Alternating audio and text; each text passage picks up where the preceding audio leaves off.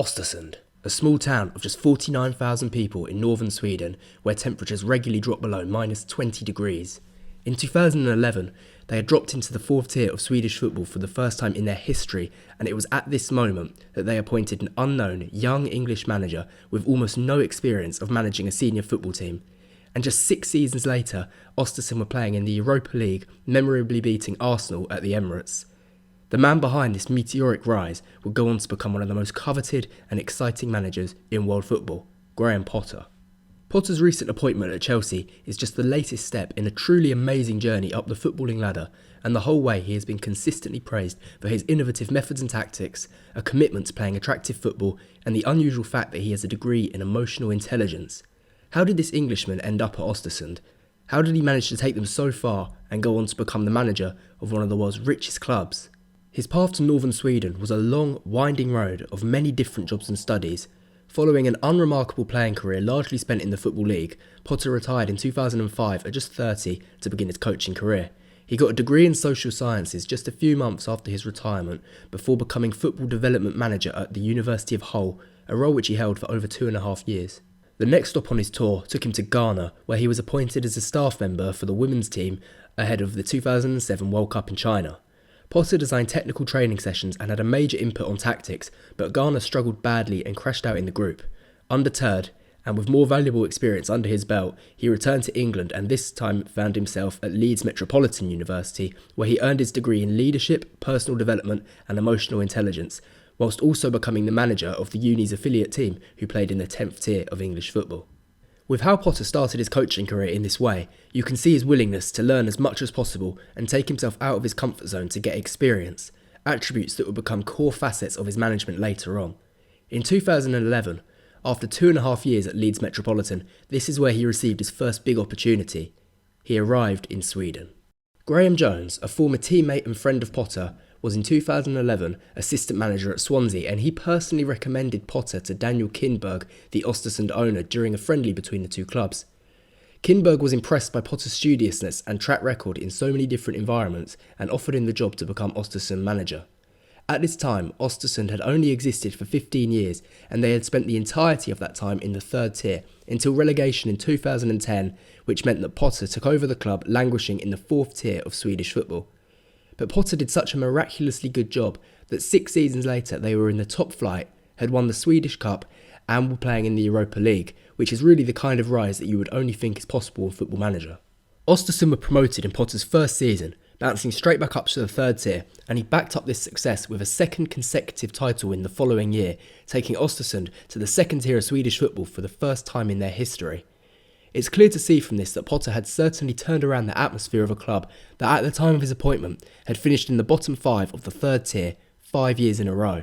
It's not hard to imagine that the mood would have been grim at this time, Potter himself saying, "There was a real negative environment around when I arrived. There was a sort of mistrust from the public. They didn't really like the club too much." Potter's previous experiences came in hugely important in this regard, particularly his degrees in social sciences and emotional intelligence. He focused on improving the players as people by taking them outside their comfort zone, getting them to challenge and push themselves. Of course, this is something that he had done in spades so far in his own career. Most notably, he had the players put on a yearly performance for the town, getting the players to dance, sing, and a bunch of other things that a bunch of lower league footballers would surely hate. One year they even put on a production of Swan Lake, and according to Potter, all of this resulted in him seeing players adapt, surprise themselves, and it fostered a real community spirit. Speaking about how his degrees helped his management, Potter realised it fitted a lot with football, being able to theorise leadership concepts such as self-awareness, empathy, responsibility, motivation and building relationships. Because as much as you need to know about football to coach, you also need to know about people, how to bring a group together and motivate individuals to understand their role and come together for a common cause. And the success just kept on coming. Östersund spent just 3 years in the second flight, improving their position each year, finishing 10th, 5th and then in 2015 2nd, meaning that this tiny club were now somehow playing in the highest level of Swedish football amongst the big boys, and they achieved a string of commendable league finishes.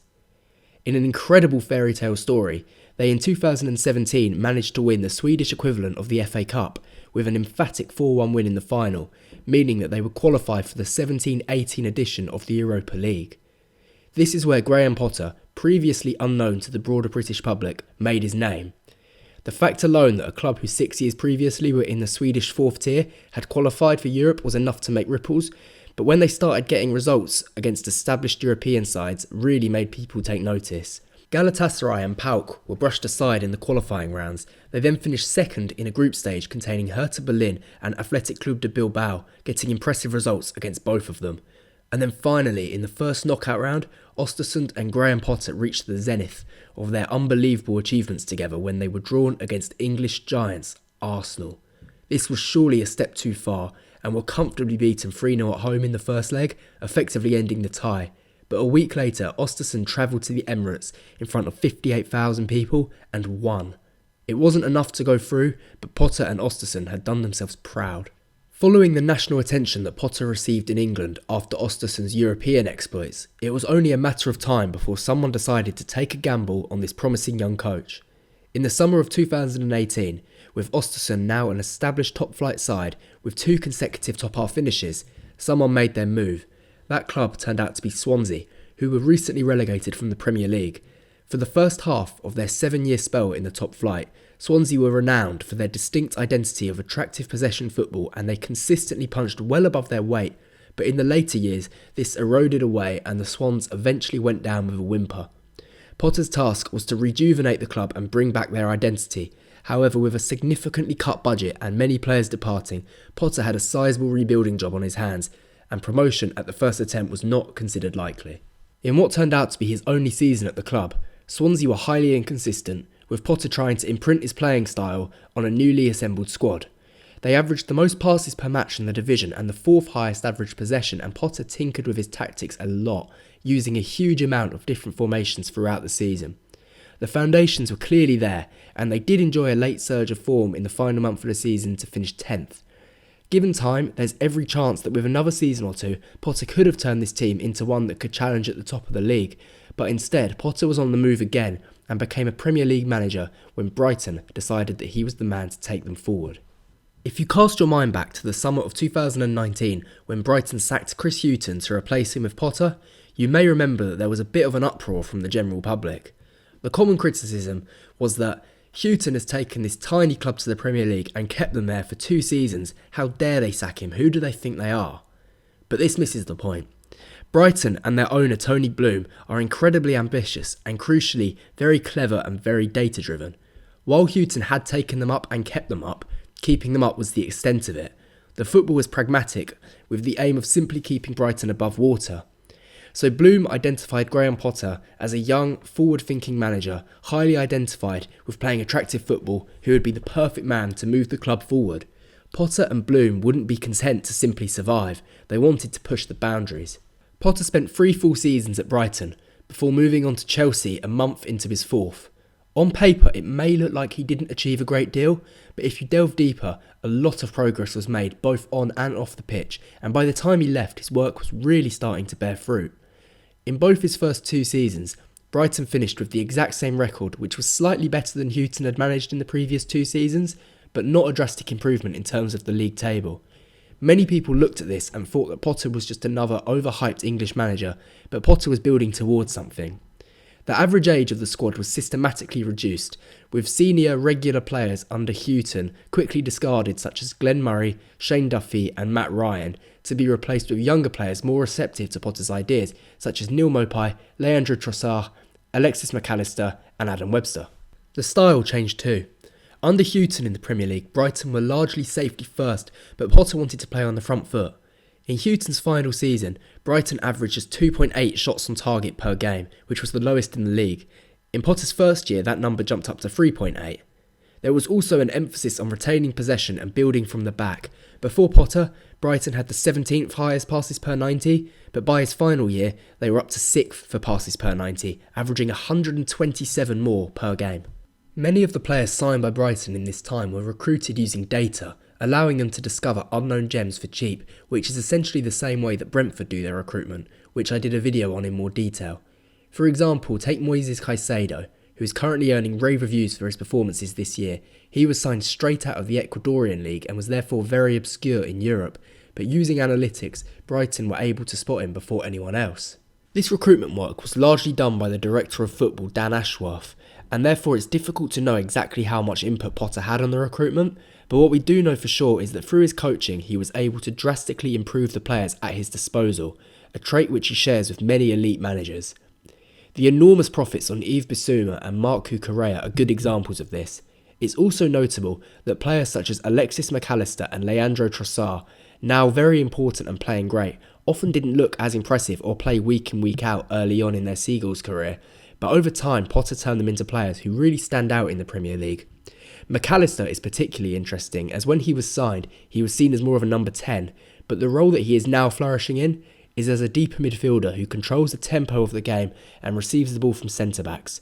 Something that not many people would have thought that he was capable of, but it's a really impressive reflection on Potter's coaching. On the other hand, Potter's time at Brighton was often characterised by a general acceptance that the Seagulls were a good side who played nice football, but they tended to not get the results their performances deserved due to a lack of clinicalness in front of goal. It became a bit of a phenomena on Twitter, with Brighton becoming known as the XG team due to them constantly performing highly on XG data without their results really matching it. There were certainly moments when it all clicked, but like his Swansea side, Brighton could often be painfully frustrating and streaky.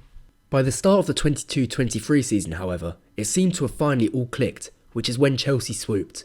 After 6 matches, Potter's Brighton had an impressive record of 4 wins, 1 draw and just 1 loss.